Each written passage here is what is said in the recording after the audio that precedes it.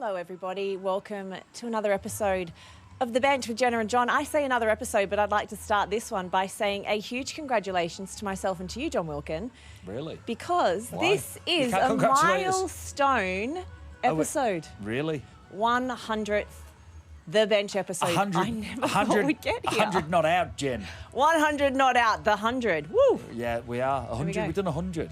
We've done 100. Crazy. So a big thank you to everybody who listens and watches, and for all those that have stuck by us from the beginning and hung in there. I do feel like it's gotten better as time's gone on, like anything, Why would really. you say that? Why would you say that? We might just bottom out here. But yeah, it's been a journey. Any standout moments, Jenna? Oh, there's plenty. There's plenty. We've only got half an hour, and we thought we'd bring on a milestone man, didn't we, as our guest? A milestone man. How honoured am I to be the 100th. The 100th. That 100th. Nobody better. Jamie Jones-Buchanan. Welcome. Thank you. I've heard that the number's 180, apparently. When it goes viral, 180, that's the optimum for podcasts. What, as in you get to 180? When you get to 180, one of them becomes viral and everything else, everything behind it and then after it goes... Well, you missed out, Jonesy. If you'd have only come on 80 podcasts from now, you might... Oh, no, it could be this one as well, of course. It could be. Of course, it could be. Weird. So we're at Hull KR. I was in the toilet. Okay. Doing my ablutions. You're what? Going for a wee. I was going for a wee, and above the urinal, was a poster of me. I'm doing an event for Chris Wellham's testimonial. And I just thought, how many men are going to stand in front of that, holding their appendage, looking at that picture, and it made me feel not great. We do some market research on the night and find out what we need to do, whether it works. Do you know, can we just grow up? Yeah, sorry, yeah. My fault. Grow up is all I can say. Yeah. Jamie Jones-Buchanan, thank you for coming on. Yeah. We got you on for a few reasons. We haven't really heard from you on this podcast. We want to also start by talking about your new position next year, Leeds CEO, which is huge, right? Yeah, it's massive. It's a big role. Has it been? So you're obviously a Leeds legend. We all know you as Leeds, born and bred, right? I know you weren't probly born there. Where were you born? I was born in Leeds. You were born in Leeds, so born and bred. Yeah, I've not gone anywhere. So born and bred. Okay, you bleed. Love it. Love Leeds. Okay. Do you love Leeds? Yeah. You'll come to Leeds and you're older if you come to Edinburgh. There's a space where you're coming out M621 and approaching Ellen Road.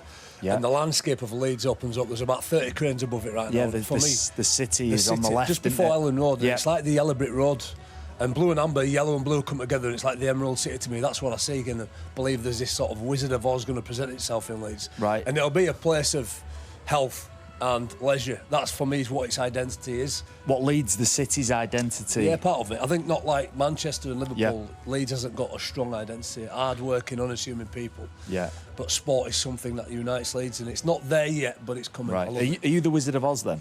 It don't have to be me. I want to be part of sharing the message. I might be a munchkin just running around sharing messages. Yeah, I could see that, Jonesy. So if I can get back to the initial point I was going to make, did you, when you first started playing for Leeds, could you have ever imagined that you would one day be CEO of that wonderful club? No, I was just a young kid, inspired, educated and entertained by the physical prowess, the gladiatorial game that I saw on the field, the Ellery Hanleys, the Gary Schofields, and I wanted to play Rugby League. I just wanted to play a game with my friends.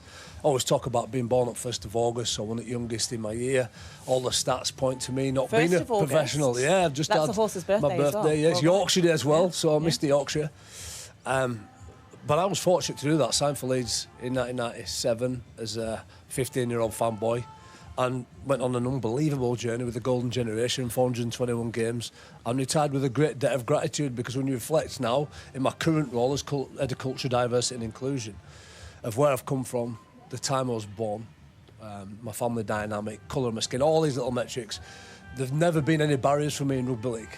But everywhere else it points to this scenario where I end up in a gang or in knife crime. But Rugby League gave me immense opportunities, and to think that I'm where I am right now, and I don't boast about that, by the way. I just want to serve. I want to be a servantile leader. I want to do the good things and learn from the great lessons that Gary Hetherington's left us with, and continue that into perpetuity, hopefully. Is that a daunting prospect, though? Because, you know, you're not just taking over from somebody who's been in situ for a couple of years. There's a challenge that comes with taking over from somebody who's not only been in situ for that length of time, Jonesy, but who's been that successful as well.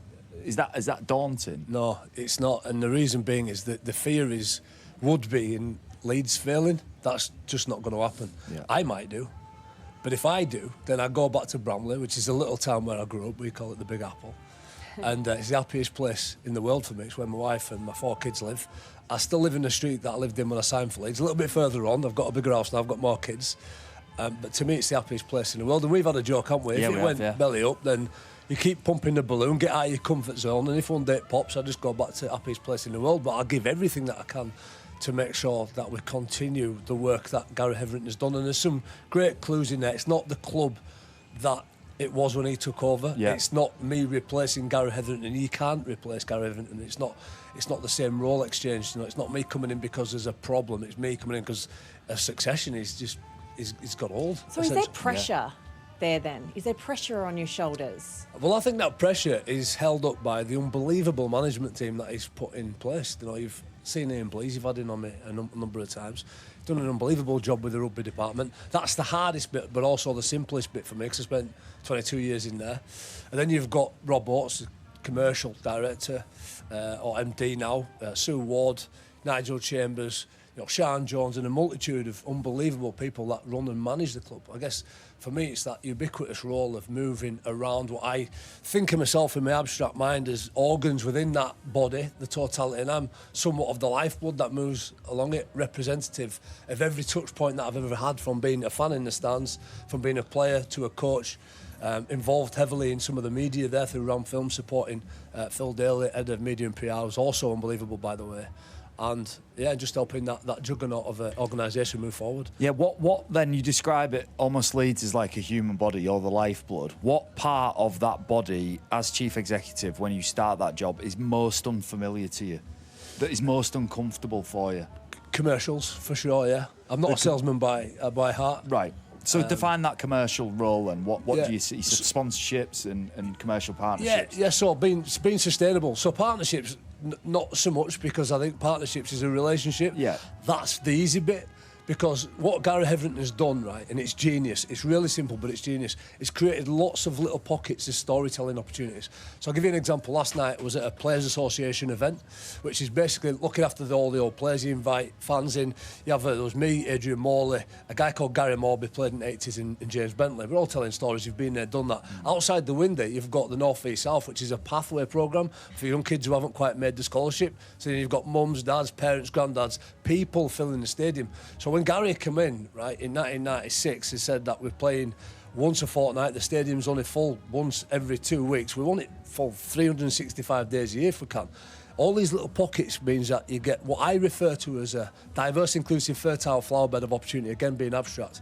And I look at AMT Headingley and think of me being one of thousands of little mustard seeds that over years have grown into what's become somewhat of a meadow. Yeah. So my biggest fear then is that meadow starts to drift apart because we don't keep connecting those storytelling opportunities.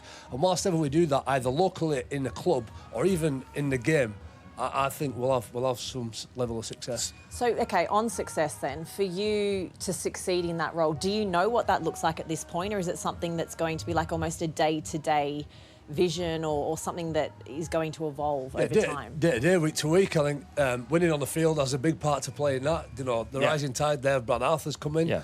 That I mean, what Ian Blease has done there, and the rest of the club as well, because what was evident in what I've always admired about Brad Arthur, he's always clear about the fact he had an appetite, right, to go back to NRL. But then I think Super League and Leeds as a city and the club has grown on him. He's become fond of it, as you know, his son's coming over at Wall now, and there's been a tangible feel, a spirit, a rise in the emotion at Headingley on the back of some of the results, the performances, because of that commitment. And again, commitment is a word that I think is a clue to success. And for me, that and the youth coming through, the youth development, the grassroots, is what's important in the short to medium term. So let's talk a little bit then, before we move on, because I'm conscious I don't want to make this too Leeds focused, because we did, as you said, we had Bleasy on last week. But just very quickly, in terms of where you see the team at the minute, we're a couple of games out from playoffs.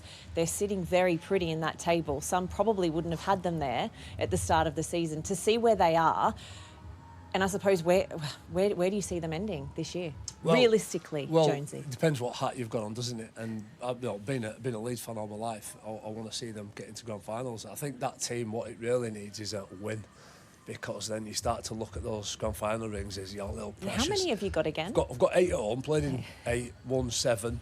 But Keith Senior, I seen him recently and he went, my precious, my precious. When you look at it like Schmeigel and we did, it reminded me, you become hungry, become greedy, and once you've had it once, you reaffirm that, especially this time of year. The leaves start falling, the grass gets a bit dewy, you can smell. Grand final time, autumn, and you stand up like meerkats and you raise 10%. And I think once the players, the current team, feel and see and experience that, it'll be. It's so weird. Do you get that feel, John? Yeah, it's so weird, Jonesy, describing that. Like, I took my dogs for a walk this morning. It's the first time you could see your breath on the morning air, and that reminds me of that. This time of year is associated with playing in big games of rugby, whether it's international or the grand final. That, where it's not like February cold, is it? But it's just starting to get crisp in the morning. And I know you're at grand final time when you wake up in the morning and it's fresh. Yeah. It's that fresh air feeling. And like I got that this morning, so I get excited and also shed a little tear every time it gets to this time of year, because as we all know, and we like to bring it up, Jonesy's 7 grand final medals and rings. 8, yeah, but 7. The one that you get for losing doesn't count. Yeah, no. There's a symbolic story behind it for another time. Doesn't matter. What? Huh? How many have I got? Loads. I haven't. You've got the Challenge Cups, haven't you? Got the Challenge Cups. But nobody's bothered about the Challenge Cups. We come play at afternoon, mate. That's when everybody's having a siesta. Night time, Leeds. The Emerald City comes to life at night, doesn't it? Absolutely.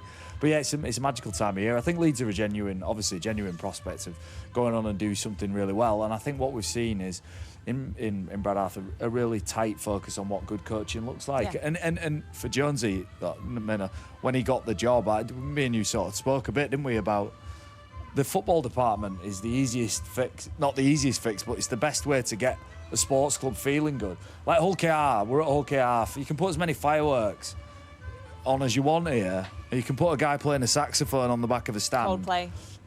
You can do all the events. Coldplay. You can have a street food thing. If your team's, what's the point? Do you know what I mean? If the team's rubbish, it doesn't feel genuine, and that's why the rugby team's so important, because the connection between community, between sponsorship, between all of these strands of the club ultimately do revolve and around. Everyone's happier when you're winning. Yeah, the rugby team is so important in that. So that would be my first port of call. So something that I'm excited about for this episode, having the two of you on together, I know you hate this term, but 2 legends of the game. You are now in the St Helens Hall of Fame, John, so I think it's fair for me to say that. I want to talk a little bit about the state of the game at the minute, because it's not great, really, is it? Elements of it isn't great. Yeah, but, I think one thing that frustrates me about rugby league is historically we've had the same issues. They've not changed. And I think just repeatedly reviewing what the problems are doesn't really come anywhere near to touching the answers or finding the answers. It's like, how long have we been saying for 25 years, well, we need more fans, we need more commercial revenues, we need a bigger TV deal? Because it took us 25 years to work that out. That's what I get frustrated with. And issues like Salford were predictable and could be foreseen. I think the game is rich in so many ways. Mm-hmm. Look, we're at Craven Park. The development of clubs like Hull KR, of Leigh, of Wakefield, clubs that were maybe 5 years ago on the brink of not being involved in Super League are now contributing, all pushing into the playoffs, possibly winning trophies like Hull KR already have this year. So there's loads of great development. The issue, I believe, in our sport is that we're probably constantly defined by our slowest moving members. And that's been since the Wigan of the 90s. We've been petrified about letting the game go and letting the top of the game lead the way. And as a result, I feel we've been dictated to by the slowest performing members. And how much of the digital and broadcast time has been dedicated this year to Salford, who are a failing organisation. And it's bad news, and it reflects badly on our game. Yet we talk about it. But we have to cover those. Of course we do. But we also let Salford limp onto a situation where they died. So when you say we, be more specific. The game knew what situation Salford were in. They were living beyond the means. They were borrowing money from the game. They didn't have the financial clout behind them to support what they were doing, and we let them get into a situation like that. We're all guilty. We stood by and watched it happen, and then we're critical of it when it happens. Yeah, I will say as well, they finished 4th obviously last year, and everybody for a number of years, I think after that it was 7th and 6th. Everybody's going, oh, Paul Rowley, genius, gets a load of raggadolls in, makes them play well, they're going to bigger and different clubs.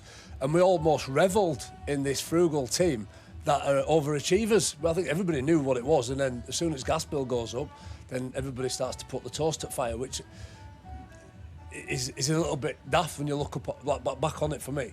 But again, for me, I think perspective. I watched a John Player Trophy game between Leeds and Widnes at Central Park, right? Just a casual Sunday afternoon. Because we're at this place, and the start the camera pans to one at post, and one at post uprights had snapped off in the wind the night, and they put the bung on top, so they're playing with half a post. Nobody was bothered. Like, let's just crack on. You know, and it was just the perspective and mindset and positivity of that generation. I think quite often we're too quick to make statements and give an opinion. We could perhaps be a little bit more curious and ask more questions. I think part of the unique experience I've had for the last 3 years is being with yourselves, looking at it from a broadcast point of view, in front of a camera. I've been behind a camera with a small media production company. I've done my role, diversity and inclusion, board observer at the RFL. I've been a fan, a dad of 2 kids that are playing in the academies. Every touch point, and it blows me away, right, of the perspective that each touch point's got. And I've used the analogy before, rugby league's a bit like a Rubik's Cube, and depending on which side of it you're on, you're all trying to manipulate the 4 different sides. I want my colour flush, and that to me makes rugby league look like it's working. But what you're doing sometimes by moving them is inadvertently moving everybody else's, and there's uproar. But if for a minute somebody took the time to go and ask a question, why are you moving that round here? Ask Ryan Hall. There's an algorithm, right, through which we can get it right. It just needs a little bit of faith, connection, collaboration, cross-pollination, and a messianic figure at the moment to make that happen, in my opinion.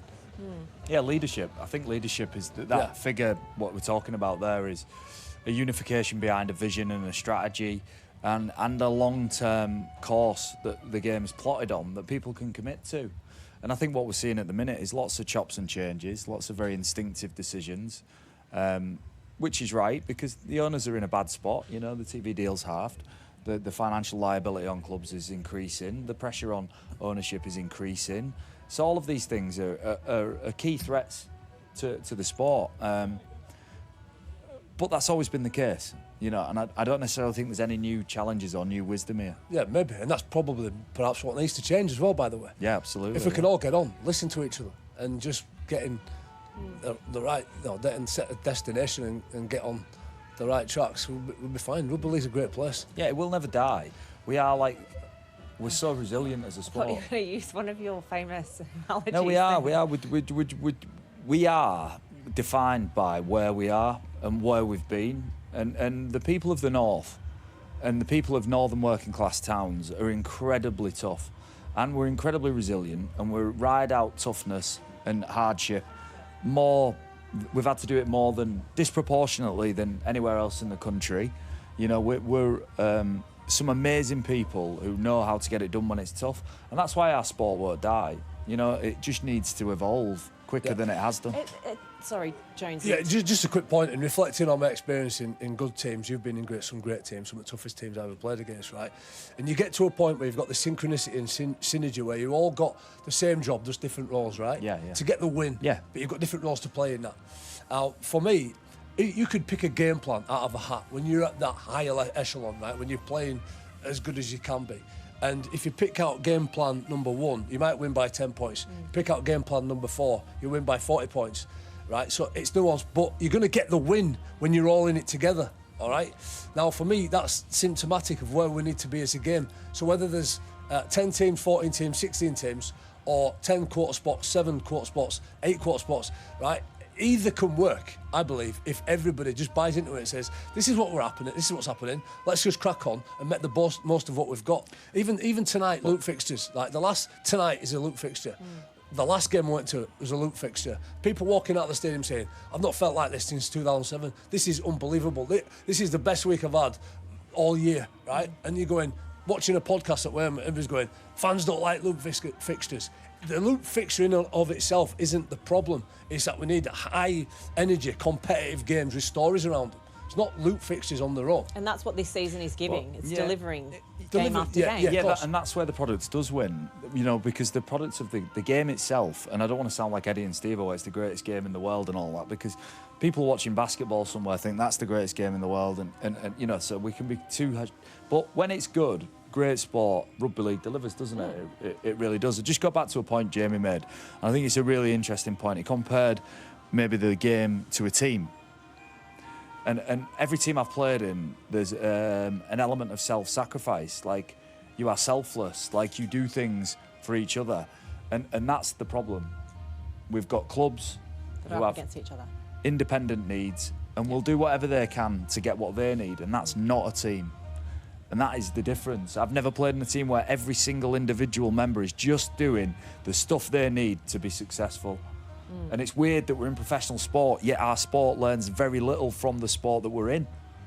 All of the lessons about how to collaborate and how to get on and how to be part of a team are But if you look at the Premier League, do you think the Premier League operate like that? I don't think we can even compare. No, but I know, but what I'm saying financially, look, that comparison. All right, fine. The NRL, like, forget about the finance of it. I'm talking about that aspect. Are they working together to make the product as a whole the best it can be, or are they competing against one another? I just don't think the NRL has is bound by history like we are.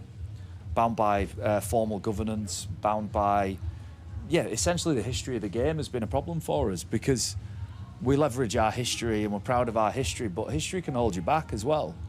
You know, everybody then is a stakeholder, everybody's got their view, everybody's not happy, and it's such a British way. You know, it's like inertia by decision paralysis. Can't do this, they'll be upset. Can't do this, they'll be upset. Whereas I think, you know what the NRL did? Really strong leadership. We go, we're just doing this. You know what, we're going to have a franchise in Perth.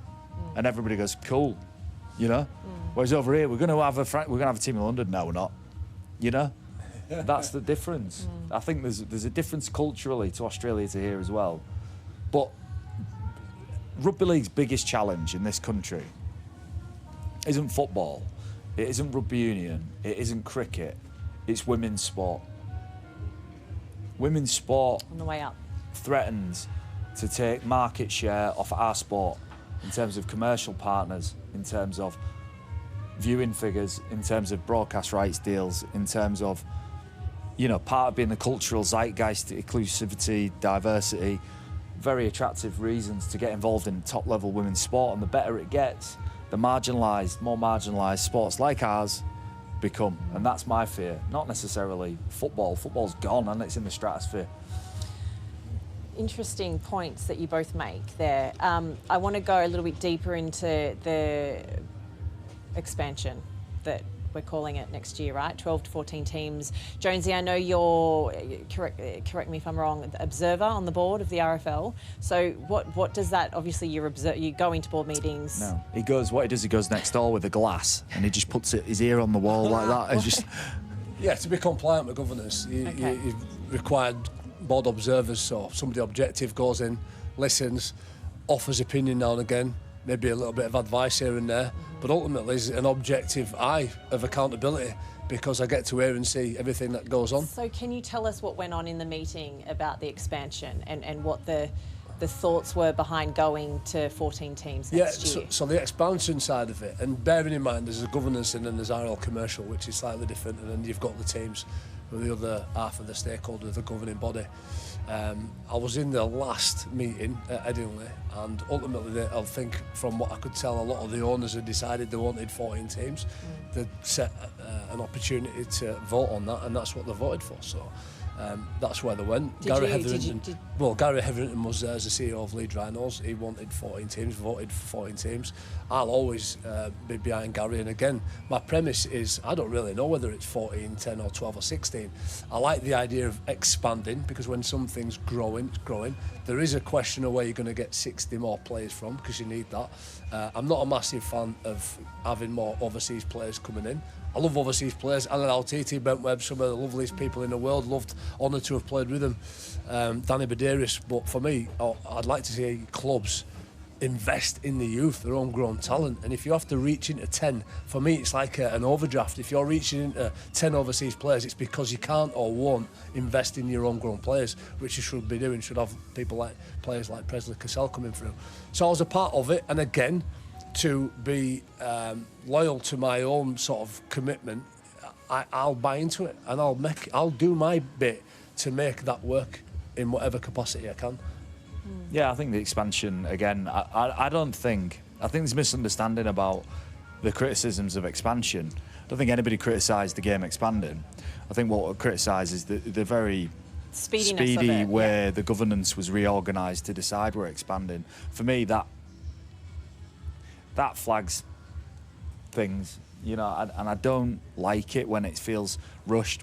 It's like someone got ousted, a new board are put in, and all of a sudden we're making huge decisions on the game without involving the players, without involving the broadcasters, without involving other key stakeholders. And now it's not Victorian England, and certainly the club owners aren't factory owners, but it felt a lot like it. Like a group of men in a room with cigarettes going, oh, let's expand to 14, Dave, go on then. And I'm like, well, come on, we've moved on. You know what you're going to do, get Arthur Scargill charging in, striking. It's just, come on. It just feeds into the narrative of what our sport looks like. I understand what you're saying there. I guess my question, there was no opposition, was there? There was no opposition. Well, how do you create that opposition? Well, one thing, I just got back. Actually, I don't think the issue was lack of opposition. I think the issue was lack of direction of travel anywhere. Like, we didn't have a plotted route that we're going on to get somewhere. And that leaves people frustrated, doesn't it? Like, well, what's the plan? What's the plan? So the clubs reorganise themselves. The opposition has to come from the broadcasters. You know, we do it. I think it has to come from the media. It has to come from the players. I think a strong player's voice is just absent completely. Gareth Carvell's been stood down by Rugby League Cares. Currently, the players don't have a representative. Alex Walmsley was putting his hand up there for a bit. Yeah, but it doesn't have one. There's certainly not a seat at that table. And you know, I just think, yeah, there was an alarming lack of opposition. And I think 2 clubs went against it and Wigan abstained. That's opposition. There's just not enough of those clubs that could see it like that. Because if you think about the vote, let's talk about the vote to whether we expanded or not. 12 teams, right? So 12 votes, okay? Yeah. So Huddersfield are not going to vote for less teams because they're at risk. Castleford aren't. Salford aren't. Well, it was just the 2 Hull teams, wasn't it? That Yeah, but what I'm saying is there's a lot of reasons why a lot of those clubs wouldn't. That's 3 out of 12. And then you've got the middle ground teams. You know, Leeds. Yeah. You know, it's not hard to get that vote through. Just to be clear, I think one of those 2 Hull teams voted for it, but it was just for not yeah, so it was delayed. quickly. Not so quick. That's exactly what I would have voted for. Yeah. Is give us a date, give us a plan, give the time for the clubs who are coming up to really invest and build some build some resilience to the model of being in Super League. Yeah. Recruit, and then bring them in. And that for me was the most sensible course of action. So I don't know if I've got the answer why next year had to be the year. Well, I don't think anyone does at this point in time. We've got a couple of minutes left. I just wanted to see, Jonesy, if you had any on and offs for us. On the bench, something you would like. On the bench, a little bit more curiosity. Is that what I'm getting rid of? Taking it out of the game. I'm getting rid of assumptions and statements. Oh, okay. So ask more questions. Yeah. And the reverse for on or off the bench as well. I think if the game had a commitment to being a bit more curious, having a bit more patience, and going and seeing and asking each other questions, you'd get a little bit more insight, be a bit more forgiving. That is, for me, one of the other problems with Rugby League. It is small, it is a family game, but it's really familiar. I think we make a lot of assumptions of what we know because we know people within the game. It's really tight-knit and close. We've all got mates in every club. Everybody's really kind and warm and welcoming. But actually, we make some big assumptions and end up being a dysfunctional family. So, for me, just be a little bit more curious. Love it. Okay. Jonesy, thank you so much. It was an insightful chat, brilliant. Jon, Wilkin, always a pleasure having you on. I mean, it is your... Can I just make a quick one before we finish? So behind the camera, there's a lot of people who really put a lot of effort into producing that. We've got Martin from Glasgow, who is directing this. Now, Martin... I don't think we have a producer for this. Martin showed me a picture. This was my on the bench. It's when people show you a picture of themselves when they were younger and then tell you that they were compared to somebody back in the day. So Martin, the director, showed me a picture of him on his wedding day. Very attractive wife. He wasn't bad. Let me tell you this, you look nothing like George Best. He got taken for a ringer of George Best.